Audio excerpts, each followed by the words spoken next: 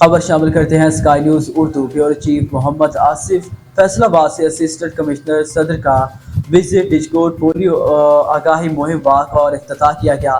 ڈجکوٹ میں assistant commissioner صدر اورنگزیب گرایا نے ڈجکوٹ ہسپتال اور میونسپل کمیٹی ڈجکوٹ کا وزٹ کیا، جہاں پر municipal committee chief officer Murtaza Javed, D T H O doctor Siddique ہمراہ پولیو آگاہی مہم واک کی گئی، جس میں شہریوں کو پولیو کے بارے میں بھی آگاہ کیا گیا۔ اسی طرح ڈجکوٹ ہسپتال میں پولیو مہم کا افتتاح کرتے ہوئے ریبن کاٹا۔ اسسٹنٹ کمشنر صدر اورنگزیب گرایا کا کہنا تھا کہ پولیو کے قطرے ہر 5 سال کی عمر کے بچوں کو پلائیں۔ پولیو ایک جان لیوا مرض ہے۔ شہری انتظامیہ کے ساتھ مل کر اس جان لیوا مرض سے بچیں اور اپنے بچوں کو ہر صورت قطرے پلائیں تاکہ پاکستان پولیو سے پاک ہو سکے۔